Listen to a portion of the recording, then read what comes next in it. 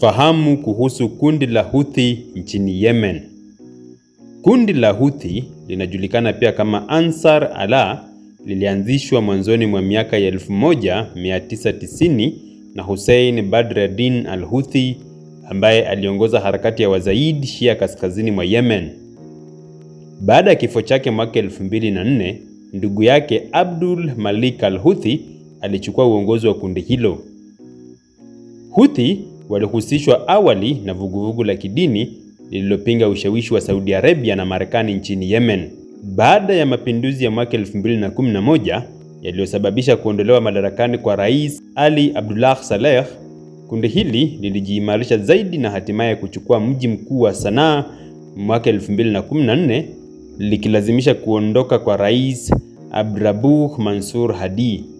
Houthi ni waumini wa madhehebu ya Zaid, tawi la Uislamu wa Kishia lililoenea zaidi kaskazini mwa Yemen. Ingawa Wazaid wanatofautiana na Shia wa Iran ambao ni 12 Shia, kundi la Houthi limepata uungwaji mkono mkubwa kutoka Iran ambayo imewapa msaada wa silaha na mafunzo ya kijeshi. Kwa mujibu wa itikadi zao, Houthi wanajiona kama wapiganaji wa jihad dhidi ya mataifa ya Magharibi, hasa Marekani na Israel, na wanapinga vikali ushawishi wa Saudi Arabia na falme za Kiarabu UAE nchini Yemen. Ungana nami katika makala hii ili nikujuze mengi zaidi kuhusu kundi hili la wanamgambo ambao wanapigania maslahi ya nchi ya Yemen kutoka Mashariki ya Kati. Kundi hili lilitokana na vuguvugu la kidini na kisiasa lililojitokeza mwishoni mwa miaka ya 1980 na kuimarika katika miaka ya 1990, likilenga kulinda na kufufua mila na mamlaka ya Wazaidi ambao walikuwa wakitawala Yemen kwa karne nyingi kabla ya kupinduliwa mwaka 1962. Wazaidi Shia ni madhehebu ya Uislamu wa Kishia ambayo ilitawala kaskazini mwa Yemen kwa zaidi ya miaka 1000 kupitia mfumo wa kifalme uliongozwa na Imam wa Zaid. Mwaka 1962, mapinduzi yalifanyika dhidi ya Imam Muhammad al-Badri na utawala wa kifalme wa Zaid ulipinduliwa, ukasababisha vita vya wenyewe kwa wenyewe kati ya Wazaid wa kaskazini na wanamapinduzi walioungwa mkono na Misri. Baada ya mapinduzi, Wazaidi wengi walihisi kutengwa kisiasa na kiuchumi, kwani serikali mpya ya Yemen ilitegemea zaidi madhehebu ya Wasuni wa Kisalafi waliopata ushawishi mkubwa kupitia msaada wa Saudi Arabia. Katika miaka ya 1980 na mwaka 1990, vijana wa Kizaid walihamasishwa na wanazuoni wa madhehebu yao ili kupinga kupuuzwa kwao na kuhimiza kufufua mafundisho ya Kizaid. Sheikh Badreddin al-Houthi, kiongozi wa kidini wa Kizaid, alianzisha harakati ya Shabab al-Mumni, kundi lililojihusisha na uamsho wa kiitikadi na upinzani dhidi ya ushawishi wa Saudi Arabia na Salafism nchini Yemen. Hussein Badreddin al-Houthi, mwana wa Sheikh Badreddin, alichukua nafasi kubwa katika harakati hii, akihimiza msimamo mkali dhidi ya serikali ya Yemen na mataifa ya Magharibi. Mwaka 2004, Hussein Badreddin al-Houthi aliongoza uasi dhidi ya serikali ya Rais Ali Abdullah Saleh, akidai kuwa serikali ya Yemen ilikuwa tawi la Marekani na Saudi Arabia na iliwakandamiza Wazaid. Serikali ya wakati huo ilijibu kwa kushambulia na kumuua Hussein mnamo Septemba mwaka 2004, lakini badala ya kuzima harakati hiyo, kuuawa kwake kulichochea mapambano zaidi.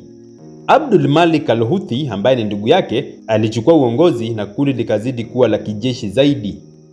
Kati ya miaka 2004 hadi mwaka 2010, Houthi walipigana na serikali katika vita 6 tofauti, wakipata uungwaji mkono kutoka kwa baadhi ya jamii za Kizaid kaskazini mwa Yemen. Mwaka 2014, Houthi walitumia machafuko ya kisiasa nchini Yemen kushika hatamu za uongozi. Walishirikiana na rais wa zamani Ali Abdullah Saleh, aliyekuwa adui wao wa zamani, wakitoa mji wa Sanaa mnamo Septemba mwaka 2014 na kumlazimisha Rais Abdrabuh Mansur Hadi kukimbilia Saudi Arabia. Baadaye walizozana na Saleh na kumuua mwaka 2017. Houthi walianza kupata msaada wa silaha na mafunzo kutoka kwa Iran na Hezbollah, jambo lililosababisha mvutano na Saudi Arabia. Kundi hili limeendelea kufanya mashambulizi dhidi ya Saudi Arabia na hivi karibuni wamekuwa wakishambulia meli katika Bahari Nyekundu wakisema wanapinga Israel na Marekani. Kwa nini kundi la Houthi linakabiliana na Marekani? Mgogoro kati ya Houthi na Marekani unatokana na sababu mbalimbali za kisiasa, kijeshi na kiitikadi. Marekani inawaona Houthi kama tishio kwa usalama wa kimataifa, huku Houthi wakiiona Marekani kama adui mkuu anayesaidia Saudi Arabia na Israel. Sababu kuu za mgogoro huu ni pamoja na: moja, uungwaji mkono wa Saudi Arabia na Marekani. Marekani ni mshirika wa karibu wa Saudi Arabia ambayo imekuwa ikiongoza muungano wa kijeshi dhidi ya Houthi tangu mwaka 2015. Nchi hii ya Saudi Arabia ilianzisha kampeni ya kijeshi baada ya Houthi kuteka mji mkuu wa Yemen, Sanaa, mwaka 2014 na kumfukuza rais wa Yemen, Abdrabbuh Mansur Hadi. Marekani imekuwa ikitoa misaada ya silaha, ujasusi na ndege zisizokuwa na rubani yani drones kusaidia Saudi Arabia kupambana na Houthi. Houthi wanachukulia msaada huu kama ushiriki wa moja kwa moja na Marekani katika vita dhidi yao. 2. Ushirikiano wa Houthi na Iran. Iran inawaunga mkono Houthi kwa kuwapa misaada ya kijeshi, silaha na ujuzi wa kiteknolojia kama vile ndege zisizo na rubani yani drones na makombora ya masafa marefu. Marekani inaiona Iran kama tishio kuu katika Mashariki ya Kati, na kwa kuwa Houthi ni washirika wa Iran, Marekani inawachukulia kama wakala wa Iran inayohatarisha usalama wa kanda hiyo, yani Mashariki ya Kati.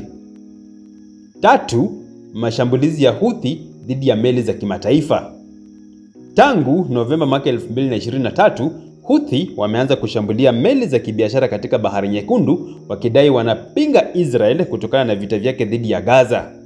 Bahari Nyekundu ni njia muhimu ya kimataifa kwa biashara na Marekani ina maslahi makubwa kulinda usafiri wa meli katika eneo hilo. Marekani na Uingereza zilianzisha operesheni Prosperity Guardian ambayo ni muungano wa kimataifa wa kijeshi kulinda meli dhidi ya mashambulizi ya Houthi. Mnamo Januari mwaka 2024, Marekani ilianzisha mashambulizi ya anga dhidi ya Houthi, hali iliyopelekea vita vya moja kwa moja kati ya Marekani na kundi hilo. 4. Kupinga sera za Marekani Mashariki ya Kati.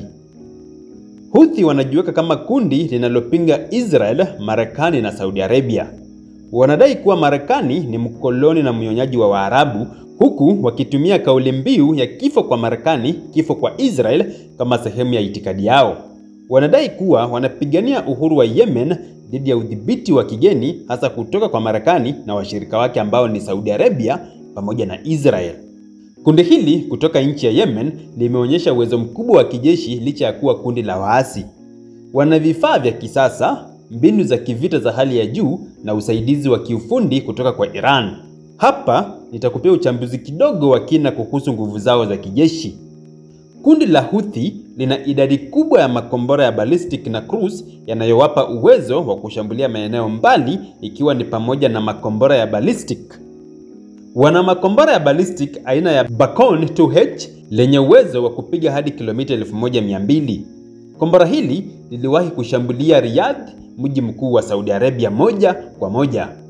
Kombora lingine la ballistic ni pamoja na Kaher 2M lenye uwezo wa kushambulia hadi kilomita 400, likitengenezwa kutoka kwa kombora la zamani la Kisovieti SA2, pamoja na kombora la Zulfikar lenye masafa ya hadi kilomita 700 ambalo limefanana na makombora ya Fateh 110 ya Iran.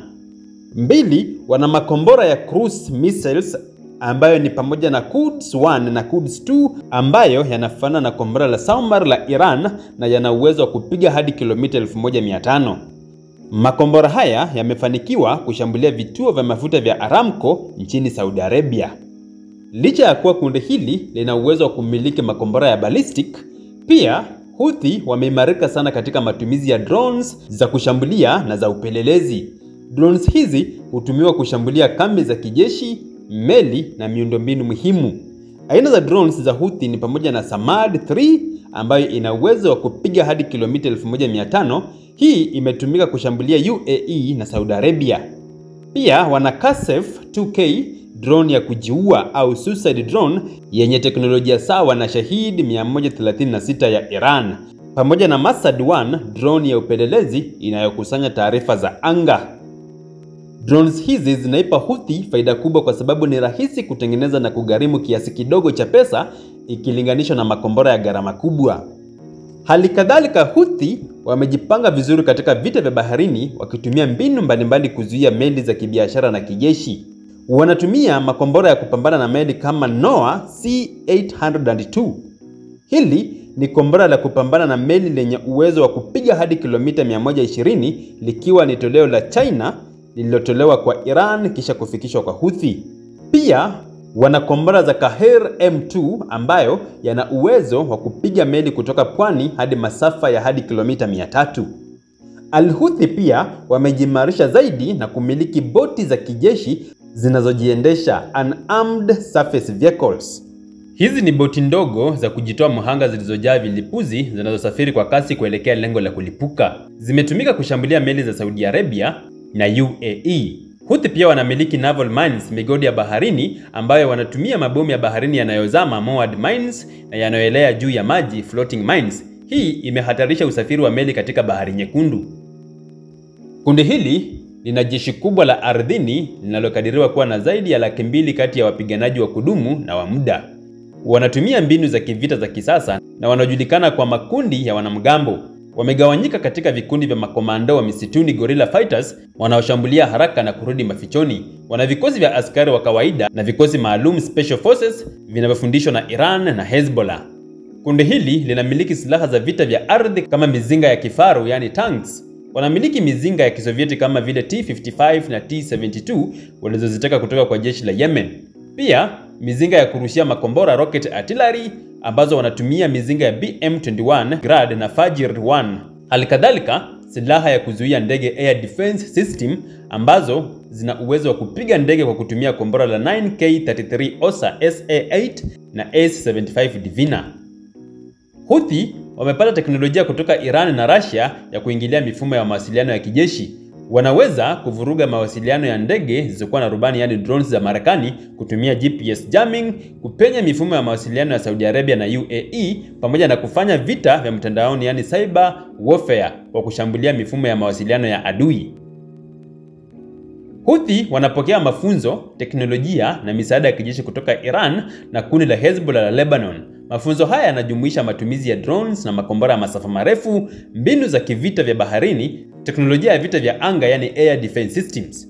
Iran hutuma vifaa kupitia mtandao wa usafirishaji wa silaha kwa njia ya baharini na nchi kavu, huku wakitumia mbinu za kuzuia kugundulika, yani smuggling tactics. Kundi la Houthi lina mgogoro mkubwa na Israel kutokana na sababu za kiitikadi, kisiasa na uungwaji mkono wa Palestina. Licha ya kuwa Houthi ni waasi wa Yemen, wamejitangaza kuwa sehemu ya mukawama, yani harakati za mapambano ya Kiislamu dhidi ya Israel, wakishirikiana na makundi kama Hezbollah ya Lebanon na Hamas ya Palestina. Sababu kuu ni pamoja na Houthi ni Waislamu wa madhehebu ya Shia zaidi na wanajiona kuwa sehemu ya muungano wa upinzani unaoongozwa na Iran dhidi ya Israel na Marekani. Wanaamini kuwa Israel ni sehemu ya maadui wa Kiislamu na wanapinga uwepo wake katika ardhi ya Palestina. Kauli mbiu yao ni mauti kwa Israel, mauti kwa Marekani, ikimaanisha chuki ya wazi dhidi ya mataifa hayo mawili. Houthi wanajiweka kama watetezi wa Kipalestina, hasa kundi la Hamas na Palestinian Islamic Jihad. Wameahidi kusaidia Palestina kwa njia yoyote, ikiwemo shambulizi dhidi ya Israel. Wanadai kuwa Israel inafanya dhuluma dhidi ya Waislamu na wana haki ya kuipinga. Iran ni mdhamini mkuu wa Houthi na pia ni mpinzani mkubwa wa Israel. Kupitia Iran, Houthi wanapata silaha, teknolojia ya kijeshi na mafunzo ambayo yanawezesha kushambulia Israel kwa njia tofauti. Tangu vita kati ya Israel na Hamas kuanza Oktoba mwaka 2023, Houthi wameanza kushambulia Israel moja kwa moja. Njia kuu wanazozitumia ni makombora ya masafa marefu, ambapo Houthi wamejaribu kurusha makombora kuelekea Israel kutoka Yemen. Israel inatumia mfumo wa Iron Dome na Arrow Defense System kuyadungua. Vilevile wanatumia drones za mashambulizi, ambapo Houthi wamejaribu kutumia drones za kuzuia, yani suicide drones, kuelekea Israel. Drones hizi zinasafiri kwa umbali mrefu na zinaweza kushambulia miundombinu ya kijeshi na raia. Hali kadhalika, kundi hili limeimarika sana katika vita vya baharini, ambapo wamejaribu kushambulia meli zinazohusiana na Israel katika Bahari Nyekundu. Lengo ni kuhujumu uchumi wa Israel kwa kuzuia usafiri wa meli za biashara zinazokwenda au kutoka Israel. Kundi hili lina uwezo mdogo ikilinganishwa na jeshi la Israel, lakini wanatishia ushirika wa Israel na Marekani katika eneo hilo, ukanda wa Mashariki ya Kati. Israel inaweza kuzuia mashambulizi yao kwa kutumia Iron Dome, Arrow 3 na makombora ya Patriot, lakini vita vinaweza kuenea zaidi ikiwa Iran itaingilia moja kwa moja. Houthi wanaweza kusababisha mgogoro mkubwa wa kimataifa kwa kushambulia meli za biashara zinazohusiana na Israel. Kwa hivyo, mgogoro wa Houthi na Israel ni sehemu ya mzozo mpana wa kieneo kati ya Iran na Israel.